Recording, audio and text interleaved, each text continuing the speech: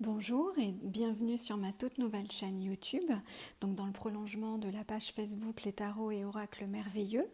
Je vous propose, comme je l'avais annoncé sur ma page, chaque mois désormais des taroscopes, donc pour l'ensemble des 12 signes. Ces taroscopes sont réalisés sur la base d'un tirage en croix qui est certainement aujourd'hui l'un des tirages les plus connus. Donc à l'aide d'un tarot Rider-Waite, et donc je complète ces tirages avec un oracle ou un tarot par une cinquième carte qui viendra à la fin de ces tirages.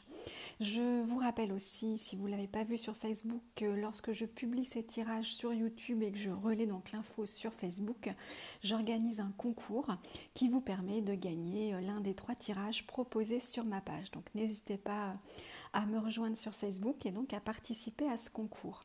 On commence donc maintenant avec le tirage des Gémeaux pour le mois de juin 2018. Donc dans ce tirage en croix, on va retrouver ce qui est favorisé ce mois-ci. Ce qui est favorisé ce mois-ci et ce que reconnaît le tirage à travers cette reine d'épée, c'est votre capacité d'analyse. C'est vraiment mis en valeur ce mois-ci, donc votre capacité de raisonnement, votre intelligence, votre capacité à analyser une situation, à prendre des décisions. Vous n'hésitez pas à trancher quand il le faut et d'une façon tout à fait logique et tout à fait pertinente. La reine d'épée, c'est donc quelqu'un, donc l'épée, on est dans l'ordre du mental, de l'intelligence, et la reine d'épée, elle apparaît comme véritablement une personne qui domine son sujet, qui maîtrise, qui connaît ses compétences, qui sait les mettre en valeur et qui est d'ailleurs reconnue par ses compétences, par ses qualités, par son intelligence, par ses raisonnements et par sa capacité, comme je le disais, à prendre des décisions, à réussir à dénouer des situations. C'est quelqu'un qui fait aussi partager ses points de vue, qui fait partager ses idées, qui est quelqu'un qui est connu et reconnu pour ses capacités véritablement intellectuelles. Donc c'est ce qui est mis en avant ce mois-ci, sont vraiment vos qualités et vos qualités, vos compétences à mener vos projets à bien en vous appuyant justement sur cette capacité que vous avez, sur ces compétences, sur ces connaissances que vous avez. Et c'est vraiment ce qui est mis en avant ce mois-ci et ce sur quoi vous pouvez compter et ce sur quoi vous pouvez en tout cas vous appuyer, et c'est ce qui est encouragé ce mois-ci. Donc vous appuyez sur vos compétences qui sont, comme je le disais, reconnues et qui s'appuient sur une expérience, sur une intelligence et sur votre savoir-faire pour pouvoir partager et pour pouvoir convaincre. Alors je dis convaincre parce que on va retrouver dans les aspects qui sont plutôt les points de vigilance de ce mois-ci à nouveau le mental avec ce roi d'épée. Donc on pourrait se dire que c'est un petit peu contradictoire, mais en fait ce qui ressort à travers ces 2 cartes qui se parlent entre elles, donc la reine d'épée dans les aspects plutôt favorisés et ce cavalier d'épée dans les aspects qui sont plutôt en tout cas négatifs et qui demandent votre attention. Le cavalier d'épée, là encore, c'est quelqu'un qui va être reconnu pour ses idées et sa capacité là encore à les partager. En revanche, la différence entre lui et la reine d'épée, c'est que c'est plutôt quelqu'un, et d'ailleurs on le voit bien avec l'illustration, le tarot Waite est un tarot qui est très bien illustré pour justement comprendre l'interprétation des cartes. C'est quelqu'un qui part à l'attaque, ce cavalier d'épée. Et parfois, il part à l'attaque, il peut être un peu brutal, il peut être un petit peu violent dans ses propos, il peut parfois ne pas être forcément à l'écoute des autres et tellement convaincu par ses arguments et par ses raisonnements il peut parfois être un peu brutal et passer pour quelqu'un qui n'écoute pas les autres et qui va par tous les moyens chercher à avoir raison ou à emporter l'adhésion de tous. Donc la conjonction de ces 2 cartes, véritablement ce mois-ci, c'est certes vous avez des compétences, vous avez une intelligence qui est connue, vous avez les arguments pour pouvoir, quel que soit le domaine, personnel, professionnel, pour pouvoir vous faire entendre. Mais ce qu'on vous dit, c'est attention, malgré tout, de ne pas être trop brutal, de ne pas être trop violent, de ne pas être trop individualiste et de laisser un petit peu de place à l'écoute, même si vos idées seront certainement celles qui pourront être retenues. On vous demande cependant de ne pas faire preuve peut-être de trop d'aplomb et de trop de conviction pour ne pas être trop brutal dans votre façon d'aborder les choses et dans vos échanges avec les autres. On va avoir en résonance sur ce tirage, en énergie un petit peu chapeau, on va avoir le 10 de coupe. Le 10 de coupe, c'est une très belle carte. La résonance de ce tirage, vous avez aujourd'hui tout dans votre vie pour être heureux. Cette carte résonne en termes d'émotion, elle résonne en termes de bonheur familial. Véritablement, là encore, ressort ce mois-ci cette carte où on vous dit que vous êtes arrivé à une forme d'épanouissement dans votre vie aujourd'hui, où vous pouvez vous satisfaire de ce que vous avez, en tout cas de par les partages avec votre famille, vos enfants, votre conjoint, les gens qui vous entourent.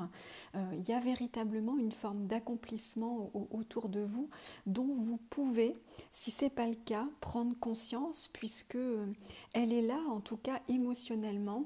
Vous êtes soutenu, vous êtes entouré, vous êtes aimé, et vous avez cet environnement qui est autour de vous et qui vous comble certainement aujourd'hui.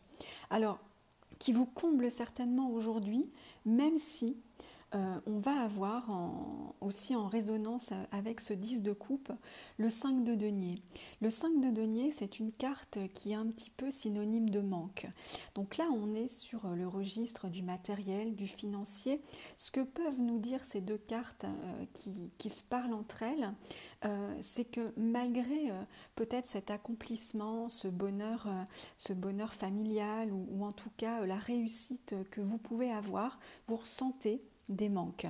Vous avez l'impression peut-être qu'il vous manque des choses, que vous voudriez plus, que vous n'êtes pas tout à fait reconnu à votre juste valeur, qu'il vous manque des compétences, que vous voudriez peut-être une plus belle maison, ou peut-être vous convoitez un autre poste, ou peut-être que vous voudriez d'autres choses encore.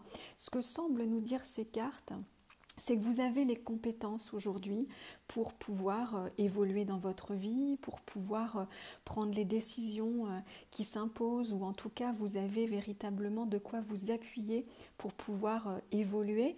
Mais vous devez aussi reconnaître qu'il y a dans votre vie des choses qui vont bien, que vous avez réussi de par ce travail que vous avez certainement fourni grâce une fois encore à ces compétences, que vous avez acquis des choses, que vous avez certainement, vous avez su vous entourer, vous avez construit aujourd'hui, mais que parfois cette construction, soit vous avez du mal à en profiter et à reconnaître que vous avez beaucoup de choses, parce qu'il y a encore peut-être des manques. Alors soit ces manques sont réels et effectivement il manque encore des choses dans votre vie pour atteindre cet accomplissement, c'est ce que peut vouloir dire ces cartes.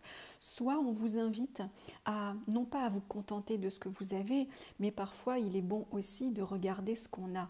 C'est vrai qu'on a toujours tendance à vouloir plus, à vouloir mieux ou à vouloir comme les autres, mais on vous dit aussi, regardez tout le chemin que vous avez accompli, regardez ce que vous avez et ne vous focalisez pas uniquement sur ces manques qui semblent encore présents aujourd'hui.